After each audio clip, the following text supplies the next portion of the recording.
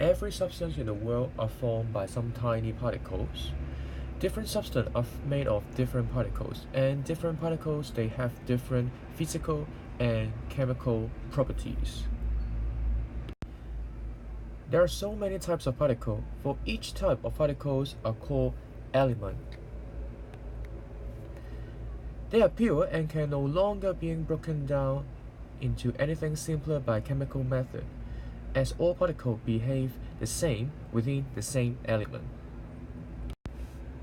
The chemical method we mention here is the activities that involve the chemical change. That is, after this process, the new substance form. For example, water can be broken down into hydrogen and oxygen by electrolysis, which involve chemical change because oxygen and hydrogen does not exist at the very first place. While oxygen and hydrogen can no longer be broken down into anything simpler using chemical method, so they are the elements. At room temperature, that is 25 degrees Celsius or 298 Kelvin, 11 elements are gas, 2 of them are liquid, and the rest of them are solid. At the same time, we can also classify elements into metals and non-metals. If we need to identify an unknown element, so we can start from its states.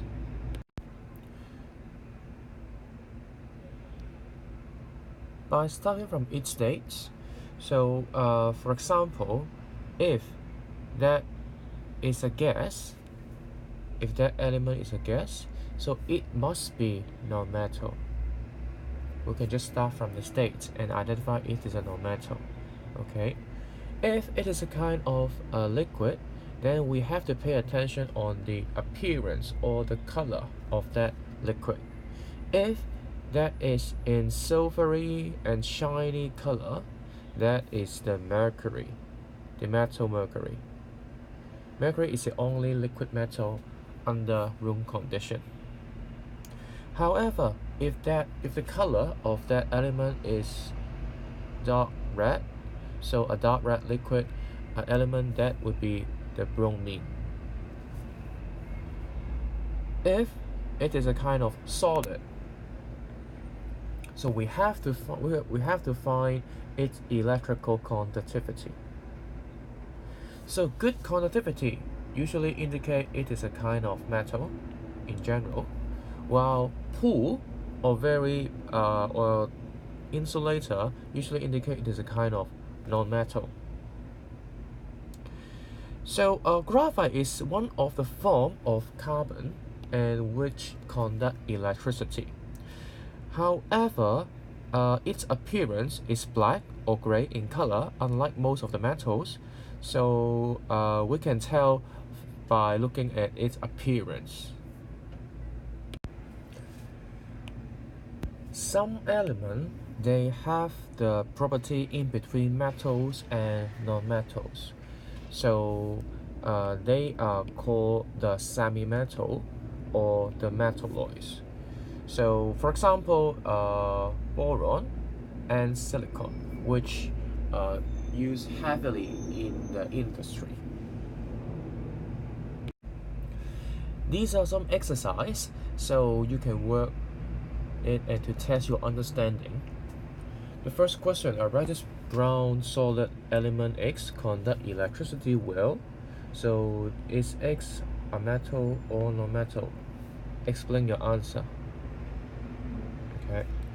The second one, comment the following sentence which consists of two statements joined by the word because. Graphite can be considered as semi-metal because it conducts electricity as metal do. So what do you think? So first of all, you have to tell what is graphite.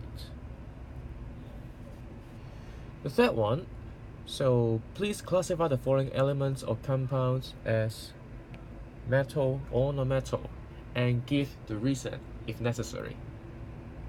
So think again whether this word is, where can we use metal and non-metal? Does we include compound? Question 4. So decide the odd one in each of the following groups. So give reason of your choice in each case, which means that for A, B, C, D, you have to find the exceptional one and give the reason for your choice. Okay, so you may stop here and work it out by yourself. The suggested answer is given below.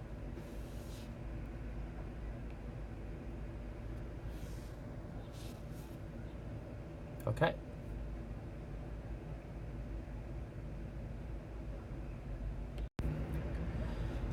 Atom is the smallest part of an element that has the chemical property of that element. So element is a pure substance that contains only one type, one kind of atom. Okay, one kind of atom. And atom itself consists of proton, neutron, and electron. Proton itself is positively charged. That's why sometimes we call it as P+. And neutron are neutral as suggested by its name. Okay, and both of these are concentrated in a very tiny nucleus at the center of the atom.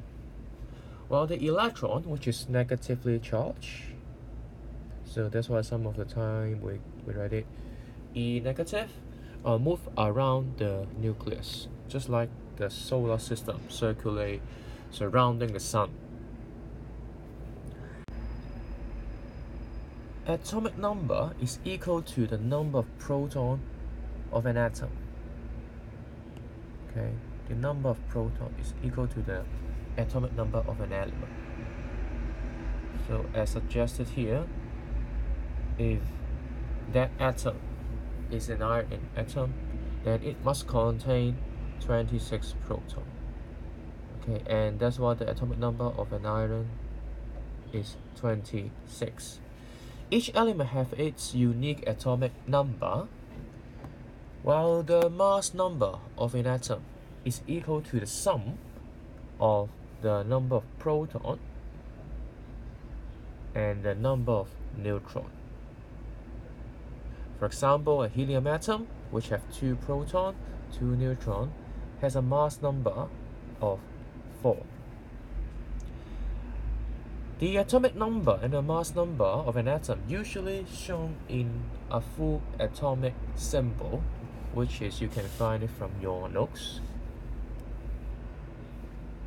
So it's something like this.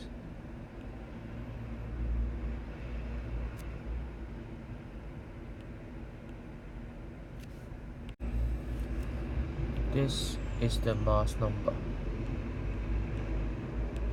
This is the atomic number. Well, this is the chemical symbol.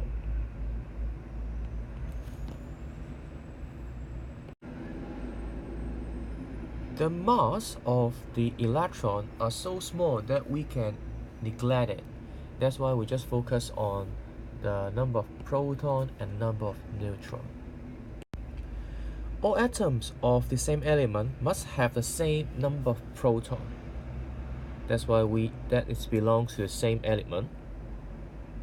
Okay. However, not all the atoms of the same element they have the same number of neutron, which means that although they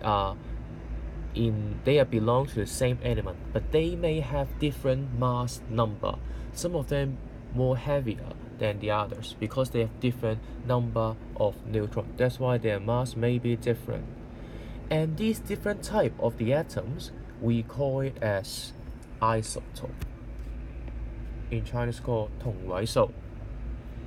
So isotope basically are the different atoms that of the same element. They have the same number of proton, but different number of neutron. So for example, let's take hydrogen as example. So not all the atoms of hydrogen are identical. Actually, there are 3 types of hydrogen atom? 3 types. So one of them are called hydrogen 1, which is the most common one, hydrogen 1. Another them is called hydrogen 2. The other one is hydrogen 3. So this is the number on the top is the mass number. So which means that some hydrogen, they do not have neutron. That's why with the one proton you have the mass number 1. That's why hydrogen 1. Okay, while some have the proton and a neutron, so the mass number would be 2, while a much more rare a small proportion of a hydrogen atom, they have 2 neutrons. That's why that make up their mass number equal to 3. So therefore we said that hydrogen has 3 isotopes. 3 isotopes. So don't forget, isotope is talking about describing the atoms. The atoms. So most of the case, although element they may have more than one type of isotope, but most of the case, usually the one isotope with the highest percentage of existence is much more stable than each other. This is the common hydrogen isotope, which in the nature you can find something like 99.9% belongs to this isotope because they are much more stable. So one of the major difference is that hydrogen 1, hydrogen 2, and hydrogen 3, they behave similarly in terms of chemical property because all of them have the same number of outermost shell electron. All of them have 1. However, the extra neutron give the difference in terms of their radioactivity. So you may expect that the one with more neutron, they have a stronger radioactivity than the one do not have the neutron, which means that that's why this is so rare, because so ugly. They are so rare because they are so unstable. So in nature, some of the elements only have very few isotopes. Okay, for example, fluorine, which has only 1 isotope. There is the fluorine 19. This is the only isotope found in nature. While some elements, like xenon, have a lot of isotopes, like 30 isotopes in nature that can be found. These xenon, they have the same number of protons, but they have different number of neutrons. But they all belongs to this element, xenon, because they have the same number of protons. Atom has a very small mass, so light. That means that usually we cannot describe them by some simple normal unit like kilogram or gram, which is unsuitable. That's why we have to use another method to describe the mass of an atom. So that's why we use this scale. We express their mass relatively to our reference, which is more suitable. Carbon-12 scale. So scientists choose this scale. So scientists choose carbon-12 isotope, which has 6 protons and 6 neutrons, to be a standard atom. So they define the mass of a carbon-12 as 12 unit. Okay, well, this unit is called atomic mass unit. So that's why, which means that what is 1 AMU? 1 AMU basically is talking about the mass of a carbon 12 atom divided by 12.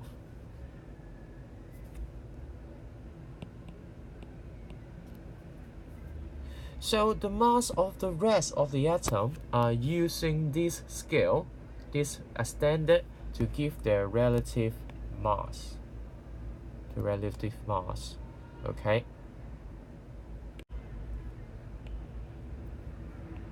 So for the mass of the isotope, we're also using this mass. We call it relative isotopic mass, which is talking the mass of each isotope.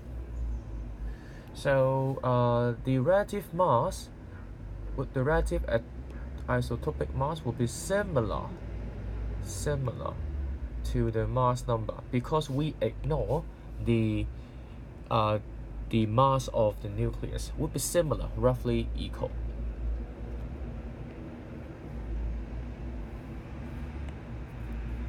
So you can see another word again, relative atomic mass. So what is the difference between relative atomic mass and the relative isotopic mass? So what is the difference? They look similar, but they are different. Okay, they are not equal. So it is simple. So you may find the number next to the chemical symbol in your periodic table, something like this. So let's say chlorine, the atomic number 17, and you can find a number something like this, 35.5. So this would be the relative atomic mass. So the concept is simple. For example, let's say an element consists of n isotope. N could be any number larger or equal than 1 integer. Okay, so there will be n different relative isotopic mass, because each isotope, each type of isotope, they will have their own unique number of mass number, right? Which means that they have their own isotopic mass, one for each of the isotope.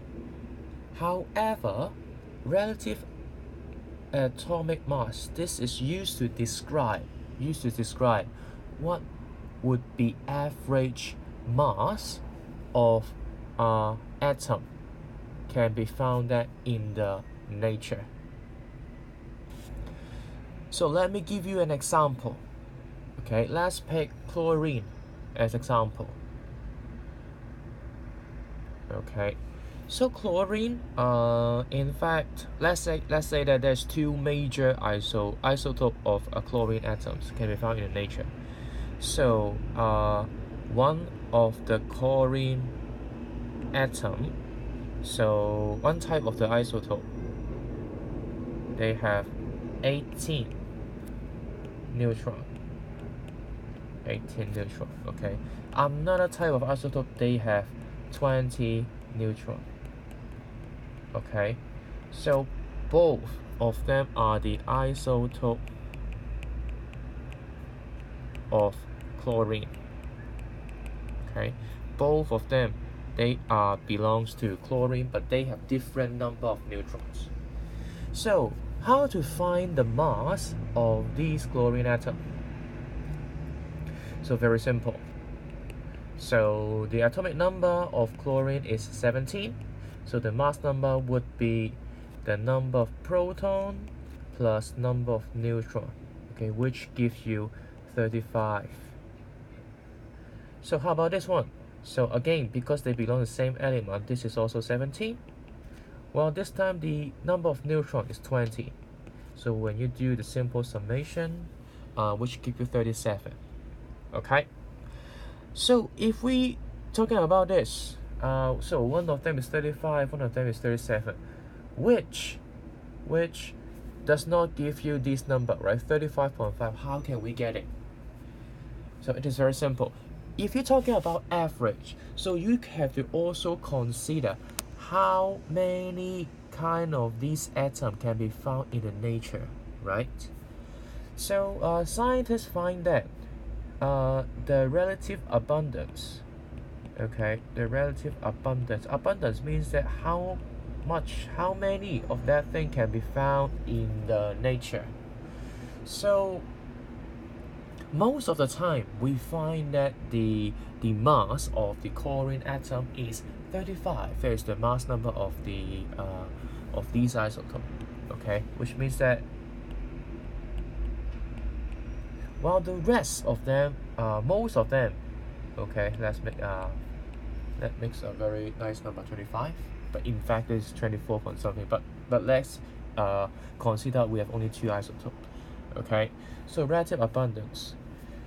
So given that, so can you tell me what is the average mass that I can find in the nature? So by doing some simple calculation, because we want to find the average, right? So 35 times 75% plus 37 times 25%, which gives you 35.5. Okay, that's why we have this number. Okay, and this is the relative atomic mass. Each element only have one relative atomic mass, and that is the average relative mass that can be found in the nature. The word noble gas is used to describe group 0 element which are very unreactive, and this exceptional stability was related to their outermost electronic arrangement. So you can see that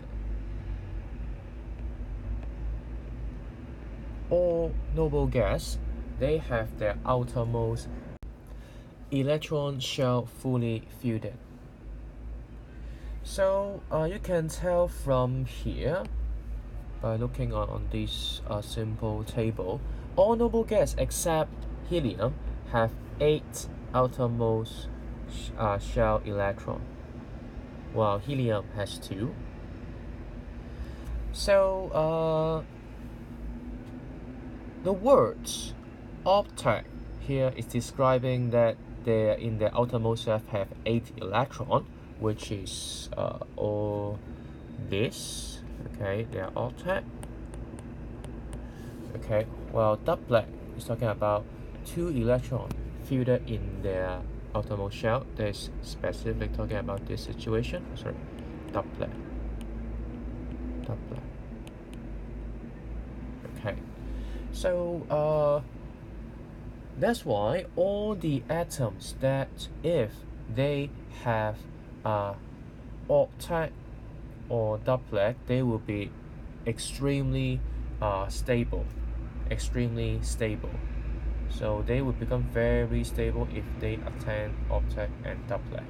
So that's why the atom of the elements that other than noble gas are very unstable, because they haven't attained their octet and duplet situation. So all the atoms they're trying to be the noble gas by gaining electron or by losing electron or by sharing electron, which we're going to cover in the next coming topic. Okay, they can either gain electron, lose electron, or share electron to attain this octet or duplet situation.